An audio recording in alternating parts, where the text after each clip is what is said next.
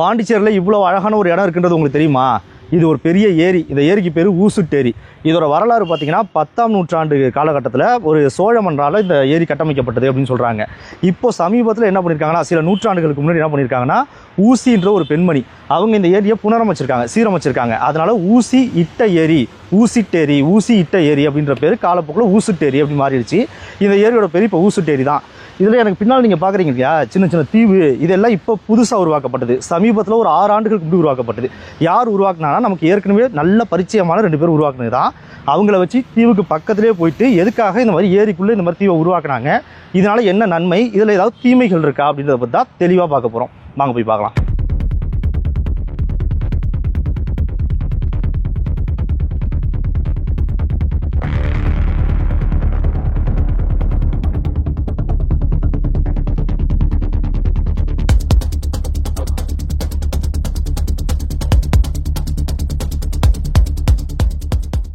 இப்போ நம்ம பாண்டிச்சேரி வேடந்தாங்கன்னு சொல்ல போகிற ஊசுட்டேரியில் இருக்கோம். பின்னால் பார்த்தீங்களா தீவு இருக்குது. இதை உருவாக்குனவங்க இவங்க 2 பேர் தான். உங்களுக்கு ஏற்கனவே இவங்க 2 பேருமே தெரிஞ்சிருக்கும். வவ்வாலை பற்றி நம்ம ஒரு காணொலி பேசியிருந்தோம்.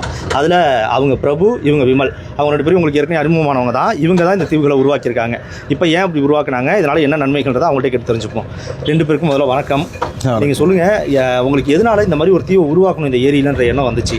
இது பார்த்தீங்கன்னா, இது சின்ன வயசுலேருந்து எங்களுக்கு ஒரு கனவு ப்ராஜெக்ட். இது ஆக்சுவலாக வந்து முன்னாடி கரையோரங்களில் மரம் நட்டுட்ருப்போம். அப்போ பறவைகள் வரும், நெஸ்டிங் பண்ணோம். அது பார்த்தீங்கன்னா பாதுகாப்பான ஒரு சூழல் இருக்காது. மரம் வெட்டுறது, என்க்ரோச்மெண்ட், ப்ளஸ் வந்து பார்த்திங்கன்னா நிறைய வேட்டையாடுறது இங்கே அதிகம் இருக்கிறதுனால பறவைகளுக்கு வந்து ஒரு பாதுகாப்பு நிலையில். ஸோ அப்போ வேடந்தாங்கலில் இருக்கிற மாதிரி நடுவில் இருக்கிற மாதிரி ஒரு தீவு திட்டு மாதிரி இருந்தால் எப்படி இருக்குன்னு சொல்லிட்டு அப்போலேருந்தே கனவு. ஸோ அப்போ 2019 பார்த்தீங்கன்னா ஃபுல் ட்ரை ஆச்சு. 40 வருஷம் கழிச்சு அந்த மாதிரி ட்ரை ஆச்சு. ஸோ ட்ரை ஆனதை வந்து ஒரு நல்ல ஒரு ஆப்பர்ச்சுனிட்டியாக பார்த்துட்டு டக்குன்னு என்ன பண்ணோன்னா, ஃபாரஸ்ட் டிபார்ட்மெண்ட்டில் குமார் சார் இருந்தார், சிஎஃப்ஆர். அவர் அணுகும் போது அவருக்கு வந்து இந்த ரொம்ப பிடிச்ச இந்த ப்ராஜெக்ட் பண்ணலாங்கன்னு சொல்லிட்டு பர்மிஷன் மட்டும் கொடுக்குறேன், பொருள் செலவுலாம் நீங்கள் பார்த்துங்கன்னு சொல்லி விட்டுட்டாரு. ஸோ அதை ஒரு அந்த டைமில் என்ன பண்ணோன்னா, ஃபைனான்ஷியலாக நான் கொஞ்சம் ரெடி பண்ணிவிட்டு, ப்ளஸ் வந்து முக்கியமாக அவங்க மாமா 5 ஸ்டார் கிளைமேட் அவரு கொஞ்சம் ஹெல்ப் பண்ணார். அப்புறம் ஃப்ரெண்ட்ஸு, அப்புறம் வெளிநாட்டில் கொஞ்சம் பேர் எல்லாம் ஃப்ரெண்ட்ஸ் எல்லாம் சேர்ந்து தான் இது ப்ராஜெக்ட் பண்ணோம். அப்பப்போ இப்போ டக்குன்னு அந்த டைமில் எல்லாம் டீசலுக்கு ஹெல்ப் பண்ணுவாங்க. ஸோ அந்த மாதிரி டைமில் நிறைய ஹெல்ப் வந்துச்சு. ஸோ இது வந்து கன்வின்ஸ் பண்ணி இது எங்களுக்கும் இது புதுமையான ஒரு ப்ராஜெக்ட். ஸோ ஒன்று ஒரு டிஃப்ரெண்ட் டைப்பில் பண்ணோம். ஒன்று வந்து ஸ்கொயராக, ஒன்று வந்து ரவுண்டாக, ஒன்று வந்து ஒரு நீட்டாகவும் டிஃப்ரெண்ட். ஏன்னா மண்ணரி இப்போ அதுக்கேற்ற மரங்கள் எது நட்டுறது, ஸோ எல்லாமே ஒரு புதுமையான ஒரு ப்ராஜெக்ட் தான் அது ஆக்சுவலாக. ஸோ இது வந்து ஒரு சக்ஸஸ் ஆனது பார்த்திங்கன்னா எங்களுக்கு ஒரு பெரிய சந்தோஷம். இதை வச்சு இப்போ வெளியில் நிறைய பேரும் வந்து எங்கள்கிட்ட கேட்குறாங்க, அட்வைசரியாக நம்ம வந்து போயிட்டு வந்துட்டு நிறைய பேருக்கு பண்ணுறதுக்கு உதவி பண்ணிவிட்டு நாங்கள் சும்மா ஒரு கைடன்ஸ் மாதிரி நாங்கள் பண்ண தப்புகள் எது கரெக்டு ரைட்டு எல்லாம் நம்ம ஆமாம் எது பண்ணோம், மண் அரிப்பு இல்லாமல் கரை அரிக்காமல் இருக்கிறதுக்கு என்ன நவதானியங்கள் போட்டோம். ஸோ இது மாதிரி என்னென்ன இனிஷியல் ஸ்டேஜில் பண்ணோன்றது வந்து இப்போ அந்த கரை வந்து உருவாக்கினப்போ அரிக்காமல் இருக்கணும், நவதானியங்கள் டக்குன்னு முளைச்சிக்கும், டக்குன்னு வேர் பிடிச்சிக்கும். அப்புறம் வெட்டி வேர் பிளான் பண்ணோம். ஸோ இந்த மாதிரி எது சக்ஸஸ் ஆச்சுன்றது வந்து எங்களுக்கு ஒரு எக்ஸ்பெரிமெண்ட் மாடல் மாதிரி. ஆனால் இன்றைக்கி பார்த்தீங்கன்னா இதை வச்சு தான் ஈகோ டூரிசம் நல்லாவும் இருக்குது. நிறைய சிறு வயது பசங்கள், ஸ்கூல் பசங்க எல்லாருமே பார்த்தீங்கன்னா இது வந்து ஒரு பறவைகளை நேரில் பார்க்கறது ஒரு ஆர்வம் வரும். ஸோ இயற்கையை காப்பாற்றணுன்ற எண்ணங்களும் அதிகமாக வரும். ஸோ இது வந்து ஒரு நல்ல மாடலாக தான் பார்க்குறோம். ஸ்கூல் பசங்க நிறைய பேர் வரதெல்லாம் பார்க்கும்போது சந்தோஷமாக இருக்குது. இதில் பார்த்தீங்கன்னா ஒரு 15 இது உருவாக்கியிருக்கோம். அதில் வந்து பார்த்தீங்கன்னா ஒரு 8 வந்து உயரமான தீவு மரம் நடுறதுக்காகவும், ஒரு 7 வந்து திட்டுக்கள் உருவாக்கியிருக்கோம். அது 4 அடி உயரம் தான் கீழேருந்து. அது தண்ணி வற்றும்போது பார்த்தீங்கன்னா இந்த வாத்துகள்லாம் போயிட்டு அதில் நின்று ஓய்வு எடுக்கிறதுக்கான ஒரு நல்ல இடமா இருக்குது. அது நீங்கள் பார்த்தீங்கன்னா தெரியும், தண்ணி வற்றும்போது அது ஏகப்பட்ட வாத்துகள் அதில் போய் நிற்குங்க. இதில் இந்த தீவில் பார்த்தீங்கன்னா, இந்த 8 தீவில் பார்த்தீங்கன்னா நிறைய வகையான மரங்கள் நட்டிருக்கோம். அதில் பார்த்தீங்கன்னா இப்போ நிறைய பறவைகள் வந்து இது வந்து நெஸ்டிங் அண்ட் ரூஸ்டிங்னு சொல்லுவாங்க. இது கூடு கட்டவும் செய்யுது. ஆனால் நிறைய பறவைகள் வந்து எவ்வளோ தூரத்துலேருந்து வருது, அதுங்களுக்கு வந்து ஒரு பாதுகாப்பான இடத்துல வந்து ஓய்வு எடுக்கணும்னு நினைக்குங்க. வேறு எங்கேயும் போய் பாதுகாப்பாக ஓய்வு எடுக்கிறதுக்கோ, இரவு நேரத்தில் அதுங்க தூங்குறதுக்கோ இது வந்து பேருதவியாக இருக்குது இந்த தீவுகள். அதனால தான் இவ்வளோ பறவைங்க வந்து இந்த தீவு வந்து இதாக இருக்குங்க. இந்த தீவை எப்படி பிளான் பண்ணோன்னா, கரையிலேருந்து ஒரு 100 மீட்டர் தள்ளின்ற மாதிரி பிளான் பண்ணோம். ஸோ அதனால் பார்த்தீங்கன்னா பறவைகளுக்கு வந்து மக்களால் வந்து தொந்தரவாக தெரியாது. அவங்க பேசுகிற சத்தமோ இதுவோ அவ்வளோவா இந்த 100 மீட்டரில் கேட்காது. ஆனால் மக்களாலையும் ஒரு பறவைகளை பார்க்க முடிகிற நிலைமையில தான் இருக்குது. இப்போ இது வந்து டூரிசம் நல்லா டெவலப் ஆகி இந்த போட்டிங் வந்து ரொம்ப கிட்ட போக மாட்டாங்க. ஓரளவுக்கு தூரத்தில் பறவைகளை தொந்தரவு பண்ணாமல் இந்த போட்டிங் பண்ணுறதுனால பாண்டிச்சேரிக்கு இது ஒரு நல்ல டூரிசம் ஸ்பாட்டாகவும் ஆயிடுச்சு இது இப்போ. இது வந்து பாண்டிச்சேரியோட வேடந்தாங்கல் கூட சொல்லலாம்னு வச்சுக்கோங்களேன் இப்போ. ஆனால் வேடந்தாங்கல் வந்து ரொம்ப சிறியது, ஆனால் அதில் வந்து இந்த தீவு முன்னாடியே மரங்கள் இதெல்லாம் இருந்தனால தான் அவ்வளோ பறவைகள் வந்து அது வந்துச்சு. அந்த மாதிரி இது ஆக்கணுன்ற எங்களோட ஆசையில் தான் இந்த தீவுகளும் பண்ணோம். இப்போ கொஞ்சம் கொஞ்சமாக இது ஆகிட்டு இருக்கு. இப்போ ஓரளவுக்கு நல்ல பறவைகளே வர ஆரம்பிச்சிச்சு இந்த ஒரு 5 வருஷத்தில். இப்போ நிறைய நெஸ்ட் ஆகி இங்கேருந்து குஞ்சுகள் பொறிச்சு இதுலேருந்து போகிறத பார்க்குறதுக்கு எங்களுக்கு ரொம்ப சந்தோஷமாக இருக்கும். இந்த மாதிரி நீங்கள் தீவை உருவாக்குறத பற்றி ஒரு குற்றச்சாட்டு ஒன்று வைக்கப்படுது. என்னன்னா, இந்த மாதிரி ஏரிக்குள்ளே நீங்கள் மண்ணை கொண்டு வந்து கொட்டி தான் தீவை உருவாக்குறீங்க, அப்போ அந்த ஏரியோட அந்த ஆழம் கொள்ளளவு குறையுது, ஏன்னா மண்ணை கொண்டு வந்து கொட்டும்போது நீரோட கொள்ளளவு குறையுது, இப்படின்னு ஒரு குற்றச்சாட்டு வைக்கப்படுது. இதை நீங்கள் எப்படி பார்க்குறீங்க? இது கேட்குற கேள்வியில் ஒரு நியாயம் இருக்க மாதிரி தானே தெரியுது. நீங்கள் கேட்டது ஒரு நல்ல கேள்வி. ஏன்னா நிறைய பேர் இது கேட்குறாங்க. ஏன்னா தண்ணி தான் இன்றைக்கி முக்கியம், தண்ணியோட கொள்ளளவு எப்பவுமே அதிகப்படுத்தணுன்ற எண்ணம் இருக்குது. அது நல்ல விஷயம் தான். இதில் நல்லா கவனிச்சிங்கன்னா, நாங்கள் இந்த தீவு உருவாக்குறதுக்கு வெளிலேருந்து எங்கேருந்து மண் எடுத்துகிட்டு வரல.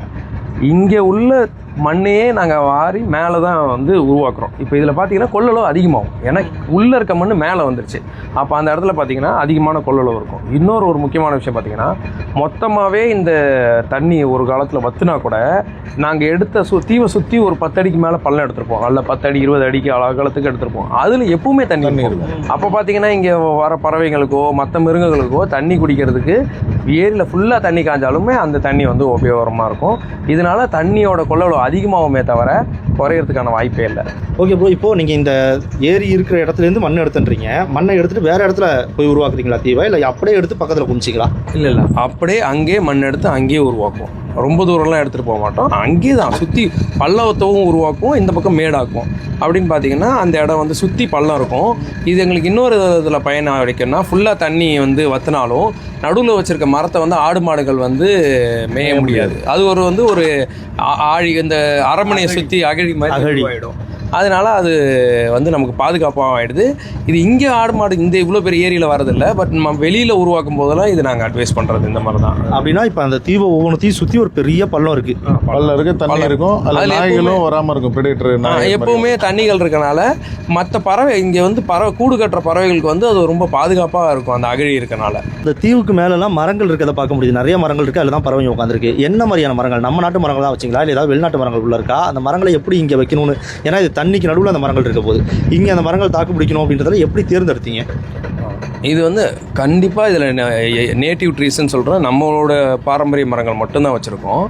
இதில் முக்கியமான மரம்னு ஒன்று நான் சொல்லுவேன், அதுக்கு பேர் பேரிங்டோனியா, நீர் அடம்பைன்னு சொல்கிறாங்க, ஒவ்வொரு இடத்துல ஒவ்வொரு பேர் சொல்லுவாங்க. இது எங்களுக்கு தெரிஞ்சதில் இதுதான் ஒரே மரம் 365 நாளும் தண்ணிக்குள்ளே இருந்தாலும் அது அழுவாமல் அது தாக்கு பிடிச்சி இருக்க முடியும். அந்த மரங்கள் தான் வந்து இந்த பறவைகள் கூடு கட்டுறதுக்கு ரொம்ப பேருதவியாக இருக்குது. ஆனால் இப்போ நிறைய இடத்துல அந்த ஏரிகளில் வந்து அதை பார்க்க முடியல, அதனால் அந்த மரங்கள் அதிகமாக வச்சோம். ஃப்ரெஷ் வாட்டர் மேங்க்ரோவ்ஸ்னு சொல்லுவாங்க அதை வந்து. ஆமாம், சொல்ல மாதிரி இது வந்து ஒரு ஃப்ரெஷ் வாட்டர் மேங்க்ரோவ்ஸ்னே சொல்லலாம். ஆமாம், இல்லை எனக்கு இப்போ கமெண்ட்லேயே இந்த டவுட் கேட்பாங்க, ஏன்னா இருக்கிறதுலே 364 நாள் தண்ணிக்குள்ளே இருக்க ஒரே மரம் நீர் அடம்பை நீங்கள் சொல்கிறீங்க, அப்போ மேங்க்ரோவ் அதுக்குள்ளே அப்படி தானே இருக்குன்னு வரும். அதுக்கு மேங்க்ரோவ்ஸ் வந்து நான் சொன்னது ஃப்ரெஷ் வாட்டர்னு சொன்னோம் பார்த்தீங்களா, மேங்க்ரோவ்ஸ் வந்து பிளாக்கிஷ் வாட்டர், உப்பு தண்ணி கலந்துருக்கும், அதை நம்ம இதில் சேர்க்க வேணாம். ஃப்ரெஷ் வாட்டர் நன்னீரில் வளர 365 நாளும் தண்ணிக்குள்ளே இருக்கிற எனக்கு தெரிஞ்ச ஒரே மரம் இதுதான், நீர் அடம்பை பேரிங்டோனியா. இதை தாண்டி சில மரங்கள்லாம் ஏரி ஓட்டத்தில் தண்ணியை ஓரளவுக்கு தாங்கக்கூடிய மரங்கள் தான் நீர் மருது, நாவல், பொரசன் சொல்கிற ஃப்ளேம் ஆஃப் த ஃபாரஸ்ட், அப்புறம் மூங்கில் வச்சுருக்கோம். இந்த மாதிரி நிறையா மரங்களை வச்சுட்டுனால அது வந்து ஒரு அடர்த்தியான ஒரு இதாவது பறவைங்களுக்கு பாதுகாப்பாக இருக்குது. இதில் பறவைங்க மேலே மட்டும் கூடு கட்டுறதில்ல, நாங்கள் பார்த்துருக்கோம் வாத்துகள்லாம் போய் உள்ளே வந்து அந்த புதருக்குள்ளே போய் வாத்து முட்டை வைக்குது. அது என்ன மாதிரி வாத்துன்னு பார்த்தீங்கன்னா ஸ்பாட் பில் டக் நிறையா முட்டை வச்சு பார்த்துருக்கோம்.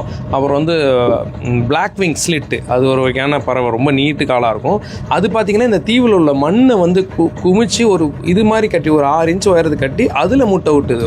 அது ரொம்ப வித்தியாசமாக இருந்துச்சு. எப்படி ஃப்ளெமிங்கோ எப்படி பண்ணுமோ அந்த மாதிரி பண்ணோம். இந்த மாதிரி பறவைகள் பார்த்திங்கன்னா இங்கே வரது பார்த்திங்கன்னா மெயினாக கார்மரண்ட்ஸ் இப்போ நிறையா வருது. அதுவும் கிரேட்டர் கார்மரண்ட்ஸ்லாம் இங்கே இதுக்கு முன்னாடி வரதில்லை. இது வந்து இப்போ நாங்கள் இந்த தீவு உருவாக்கினப்பறம் புதுசாக பார்க்குறோம் இந்த கிரேட்டர் கார்மரண்ட்ஸ். அப்புறம் வந்து இதுங்க எல்லாமே இங்கே வந்து கூடு கட்டி குஞ்சு பிரிக்குதுங்க. அதில் பார்த்திங்கன்னா கிரேட்டர் கார்மரண்ட்டு, ஸ்னேக் பெல் டாட்டர்னு சொல்லுவோம், கிரே ஹெரன், நைட் ஹெரன், பெலிக்கன்லாம் வந்து தங்குதுங்க. அதை தவிர வேறு கூடு கட்டுற பறவைகள் பார்த்திங்கன்னா ஈக்ரெட்ஸ் நிறையா வந்து கூடு கட்டுதுங்க. சரிங்களா, இது கூடு கட்டுறது மட்டும் இதில் முக்கியம் இல்லை, எவ்வளோ தூரத்துலேருந்து வர பறவைகள் வந்து பாதுகாப்பாக வந்து ஓய்வெடுக்கவும் இரவு நேரத்தில் தூங்குறதுக்கும் பார்க்குங்க. அதுக்கு இது ஒரு பேருதவியாக இருக்குது இந்த தீவுகள்லாம். அதுக்கு பார்த்திங்கன்னா நிறைய மைக்ரேட்டரி பேர்ட்ஸ், பெலிக்கன்லேருந்து எல்லாமே இங்கே வந்து லோக்கலி மைக்ரேட்டரி பேர்ட்ஸ். பெலிக்கன்லாம் ஆஸ்திரேலியாவிலேருந்து வருது, இப்போ யூரோப்லேருந்து, சதர்ன் யூரோப், அப்புறம் வந்து ரஷ்யாவிலேருந்து சதர்ன் ரஷ்யாவிலேருந்துலாம் இங்கே வருதுங்க. காட்டன் பிக்னிகூஸ் இதெல்லாம் ரொம்ப அருமையான இதெல்லாம் இந்தியாவில் இந்த பறவைகள் இருக்குமா தெரியும், அவ்வளோ அழகான பறவைகள் காட்டன் பிக்னிகூஸ். இந்த மாதிரி நிறையா வகையான வலசை வர பறவைகள் வந்து இதை பயன்படுத்துதுங்க. அதை பார்க்கும்போது எங்களுக்கு ரொம்ப ரொம்ப சந்தோஷமாக இருக்கும். எனக்கு இப்போ முக்கியமாக என்ன ஒரு டவுட் வருதுன்னா ப்ரோ, இந்த பொதுவாகவே இப்போ நானே இதை செய்யணும்னு நினைக்கிறேன் போது எனக்கு என்ன ஒரு சந்தேகம் இருக்கும் அப்படின்னா, அரசாங்கத்தில் போய் இதை நான் கேட்கும்போது அவங்க பர்மிஷன் கொடுக்க மாட்டாங்க, 1008 கேள்வி வரும், இதுக்கு எப்படி ஒத்துக்க வைக்கிறது அவங்கள அப்படின்னு ஒரு டவுட் வரும். உங்களுக்கு அந்த மாதிரி தரங்கள்லாம் வந்துச்சா, நீங்கள் அதை எப்படி ஹேண்டில் பண்ணீங்க? இல்லை, நாங்கள் வந்து அப்போயே இந்த பாம்புகளில் காப்பாற்றுறது, ஸோ ஸ்னேக் ரெஸ்கியூ இது மாதிரி ஃபாரஸ்ட் டிபார்ட்மெண்ட் அப்போயே ஸ்டேட்டாக நிறையா பண்ணதுனால எங்கள் மேலே ஒரு நம்பிக்கை இருந்தது. குமார் சார், அப்புறம் முன்னாடி தேவராஜ் சார் இருந்தார், எல்லாருமே நமக்கு சப்போர்ட்டிவாக இருந்தாங்க. ஸோ அது மட்டும் இல்லாமல் இது சென்ட்ரல் கவர்மெண்ட்லேயும் ரெகனைஸ்டு ப்ராஜெக்ட் மாதிரி நம்ம வந்து மினிஸ்ட்ரி ஆஃப் சோஷியல் ஜஸ்டிஸில் வந்து நம்ம கூட்டு அவார்டும் பண்ணாங்க. மினிஸ்டர் இங்கேயே வந்தார், அப்புறம் இங்கே செல்வம், அப்புறம் நிறைய மினிஸ்டர்ஸ் எல்லாமே வந்துட்டு நமக்கு உண்மையாக ரெகனைஸ் பண்ணி இந்த ப்ராஜெக்ட்டை நல்லா இது பண்ணி இங்கே வந்துட்டு போயிருந்தாங்கல்ல. ஸோ அவங்களும் ரெக்கமெண்ட் பண்ணி சென்ட்ரல் கவர்மெண்ட்லேயும் ஒரு சில ஆஃபீஸர்ஸ்லாம் ஃபோன் பண்ணி கேட்டிருக்காங்க, இது மாதிரி பண்ணிங்களாமே, என்ன எப்படி இருந்தது, எப்படி பண்ணீங்கன்னு போனீங்கன்னு சொல்லிட்டு இந்த ப்ராஜெக்ட்டை நாங்கள் ரிப்போர்ட் இது அங்கேயே அனுப்பிச்சிருக்கோம். ஸோ இது வந்து இட்ஸ் வெல் ரெகனைஸ்டு ப்ராஜெக்ட் இப்போதைக்கு பார்த்தீங்கன்னா. ஸோ இது மாதிரி நிறைய இடத்துலையும் பண்ணணும். இது வந்து ரொம்ப பெரிய விஷயமா திங்க் பண்ணாமல் ஒரு சின்னதாக பண்ணலாம், டிபெண்ட்ஸ் ஆன் ஒரு ஊர்லேயும் குளங்கள்லையும் பண்ணலாம். ஸோ நமக்கு வந்து இப்போ இல்லை பாதுகாப்பு பறவைகள்லாம் அங்கேருந்து வரும்போது நம்ம பாதுகாப்பு கொடுக்கறது வந்து ரொம்ப முக்கியமான விஷயமா இருக்குது. இப்போ பார்த்தீங்கன்னா மரங்கள் கம்மியாகிட்டு இருக்குது, இப்போ ஒரு ஹீட் வேவ் அதுன்னு சொல்கிறாங்க தெரியுங்களா. ஸோ அதனால் கரையோரங்களில் மட்டும் இல்லாமல் இது மாதிரி தீ உருவாக்கி பண்ணால் இன்னும் நல்ல ஒரு பாசிட்டிவான விஷயமா தான் பறவைகளுக்கு. ஆமாம், பறவைகளுக்கு ரொம்ப பாதுகாப்பான ஒரு இதுவாக இருக்கும். ஓகே, சரி. இப்போ இந்த மாதிரி ஒருத்தவங்க உங்களை மாதிரியே ஒரு யங்ஸ்டர்ஸ் இளைஞர்கள் வந்து இந்த மாதிரி உருவாக்கணும்னு நினைக்கிறாங்க, ஒரு அவங்க ஊரில் உள்ள ஏரியிலையோ குளத்துலையோ இந்த மாதிரி உருவாக்கணும்னு நினைக்கிறாங்கன்னா அவங்களுக்கு உங்களோட அட்வைஸ் என்னவாக இருக்கும் உங்களோட அனுபவத்துலேருந்து? இல்லை, கண்டிப்பாக பண்ணலாம். கரெக்டான அதோட அத்தாரிட்டிகிட்ட போய் பர்மிஷன் வாங்குறது இது மெயினு. பர்மிஷனு ப்ளஸ் வந்து பார்த்திங்கன்னா உங்களுக்கு ஃபைனான்ஸும் ரெடி பண்ணி வச்சுக்கிட்டிங்கன்னா கரெக்டாக பண்ணணும்னு இது பண்ணலாம். ஸோ 4 தீவுன்றது ஒரு தீவாக பண்ணலாம், அடுத்த சீசனுக்கு இன்னொன்று பண்ணலாம். ஸோ இது வந்து கண்டிப்பாக எல்லாருக்கூடையும் பண்ணக்கூடிய விஷயந்தான். நான் எங்களோட அட்வைஸ் என்ன, எங்களோட ப்ளஸ் அண்ட் பாசிட்டிவ் மைனஸ் எல்லாம் நாங்கள் ஷேர் பண்ணுறதுக்கு ரெடி. எங்கள் கான்டாக்ட் நம்பர் கொடுத்தா கூட நாங்கள் வந்து மெயில் ஐடியோ சந்தைகள் மெயில் பண்ணோன்னா கண்டிப்பாக ரெடி டு ஹெல்ப். இது வந்து எல்லாரும் பண்ண நல்ல விஷயம் தானே. இது வந்து ஒரு பெரிய விஷயமா பார்க்க வேணாம். யார் ஆர்வம் உள்ள யாராக இருந்தாலும் இதை செய்ய முடியும். கொஞ்சம் பொருட்செலவும் அங்கே உள்ள அத்தாரிட்டிஸ்ட்டை ப்ராப்பரான பர்மிஷன் நீங்கள் வாங்கிட்டீங்கன்னா இதை தாராளமாக செய்யலாம். எங்களுக்கு எந்த இந்தியாவில் எந்த நாட்டில் எந்த தமிழ்நாடு எங்கே யார் உதவிக்கிறதாலும் நாங்கள் உதவி பண்ணுறதுக்கு ரெடியாக இருக்கோம். இப்போ நாங்கள் இதில் வந்து நிறையா கற்றுக்கிட்டோம். இந்த இதில் நாங்கள் செஞ்சு எது பண்ணணும் எது பண்ணக்கூடாது, என்ன மரம் நடணும், எந்த இடத்துல பொறுத்தலாம் இப்போ கற்றுக்கிட்டோம். இந்த எக்ஸ்பீரியன்ஸ் வந்து எல்லாருக்கும் நாங்கள் ஷேர் பண்ணுறதுக்கு ரொம்ப ரெடியாக இருக்கோம். என் கான்டாக்ட் டீட்டெயில்ஸும் நீங்கள் போட்டுடலாம், அவங்களுக்கு நாங்கள் கண்டிப்பாக உதவி பண்ணுவோம். இந்த தீவுகளை பற்றி நிறைய விஷயங்களை தெரிஞ்சு வச்சுருப்பீங்க. இன்னும் சில விஷயங்களை சொல்லணும் அப்படின்னா, இதோட இந்த ஊசுட்டேரியோட மொத்த பரப்பளவு 800 ஹெக்டர், கிட்டத்தட்ட 2000 ஏக்கர் பரப்பளவு கொண்டது. இது தமிழ்நாட்டோட 17வது பறவைகள் சரணாலயமாக இருக்குது. பாண்டிச்சேரியில் இருக்கிற ஒரே பறவைகள் சரணாலயம் இது. இந்த ஊசுட்டேரி பாதி தமிழ்நாட்டிலையும் பாதி பாண்டிச்சேரியும் இருக்குது. பாண்டிச்சேரிக்கு நீங்கள் வந்தீங்க அப்படின்னா இந்த அருமையான இடத்த பார்க்காம மிஸ் பண்ணாதீங்க, கண்டிப்பாக பார்த்துட்டு போங்க. இந்த மாதிரி உங்கள் ஊரில் உங்களோட பகுதிகளில் குளத்துலையோ ஏரியிலையோ நீங்கள் இந்த மாதிரி சின்ன சின்ன தீவுகளை உருவாக்கணும் அப்படின்னா ஏற்கனவே அவங்க சொன்ன நிறைய அட்வைஸ் சொல்லியிருக்காங்க, அதெல்லாம் பின்பற்றுங்க. இல்லை அவங்கள்ட்ட நீங்கள் நேரடியாகவே பேசணும்னா அதுக்கான கான்டாக்ட் டீட்டெயில்ஸ் நான் கீழே கொடுக்குறேன், அதில் கான்டாக்ட் பண்ணி நீங்கள் பேசுங்க. எப்போதுமே உங்களுக்கு அவங்க அட்வைஸ் கொடுக்கறதுக்கு தயாராக இருக்காங்க. அடுத்த காணொலியில் சந்திப்போம். நன்றி.